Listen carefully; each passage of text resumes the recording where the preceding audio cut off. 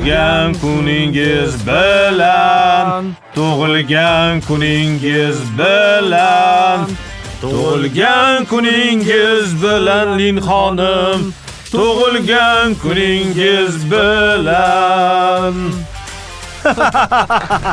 Bin, dadang chindan ham kelib uni tabrikladi-ku. Janobli nufuzli odam bo'la turib, oldinga kelib tug'ilgan kuning bilan tabrikladi-ya. Ko'rinib turibdi. Bin seni juda ham yaxshi ko'radi. Dadam odatda juda band bo'ladi. Uni taklif qilish oson emas.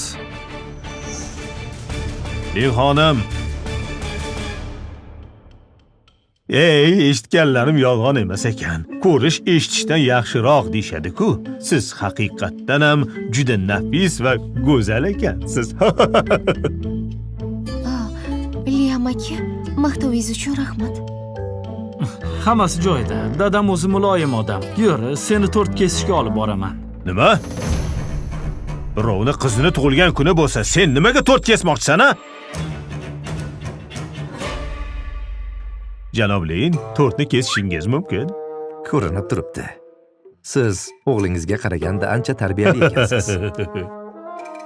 An, yura qol, tort kesamiz. Haligi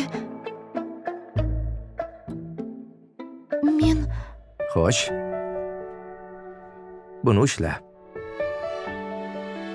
dada, Qani? bunday katta tortni hech ham ko'rmaganman. Bizni bunga qurbimiz yetmaydi. Lin xonim, xotirjam bo'ling. Bu tort ham, bugungi xarajatlar ham meni hisobimdan bo'ladi. Bahramand bo'lavering. Bin, mana shu tortni buyurtma qilishni o'zi 10 mingdan oshadi. Otang juda ham saxiy ekan. Asosiysi xursand bo'lib hordiq chiqarsak bas. Dada, rostdan ham hammani mehmon qilmoqchimisiz? Nima qilishim kerak? Bugun qimmatli mehmonlar tashrif buyurgan. Agar ularga yetarlicha hurmat ko'rsatmasam, Li oilasining obro'siga putur yetadi. Ey, yigitlar, yorqin yurakni olib kelinglar. U bilan 1-2 qadah ko'tarmoqchiman.